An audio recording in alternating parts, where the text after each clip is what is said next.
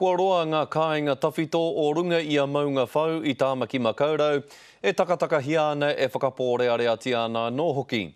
Engari inae nei nā te mahi tahi a te kaunihera me ngā iwi mana whenua o Tāmaki, kua au katia te haere a ngā pahi ki te tihi o te maunga, kia ora anō ai te maunga. Kei a Roy Hananuri, tēnei pūrongo.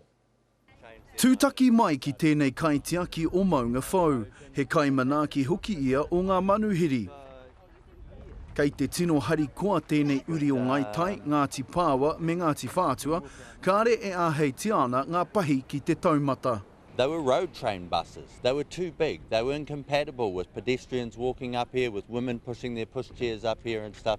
So the fact that we've got the big buses off the maunga is really fantastic. I te kauma ono o tēnei marama, ka tīmata te rā huitanga o ngā pahi, he rahi ake i te kau marua tūru. At times there would be 8 buses up here, and because of the air conditioning they would leave the motors running, so you'd be sitting here breathing in diesel fumes while you're trying to look at the view.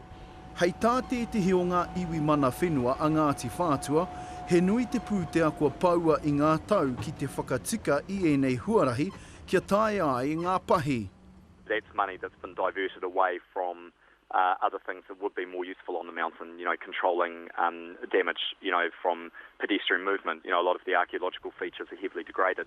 Ko te pahia Paul Fuimao no tētihi kāore e āhei tiana ki te tihi o te maunga. The whānau up here who look after us, and they can tell the kōrero about the stories of the maunga, and that works out really awesome because it ties into what we're trying to achieve. I mua atu ka tae ngā pahi te traiwa mai ki konei, engari ki raro i te kaupapa te kaunihera me ngā iwi mana whenua o Tāmaki Makaurau, kua whakatūria e rātau he tūranga pahi he 300 mita ki raro i te maunga.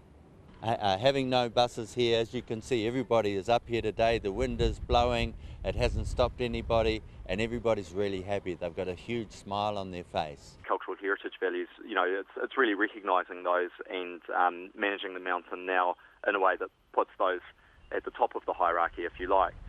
Hei tā ngā iwi o Tāmaki, he nui tonu te mahi kei mua i te arawaro kia whakarau ora tō rātou maunga mo te katoa.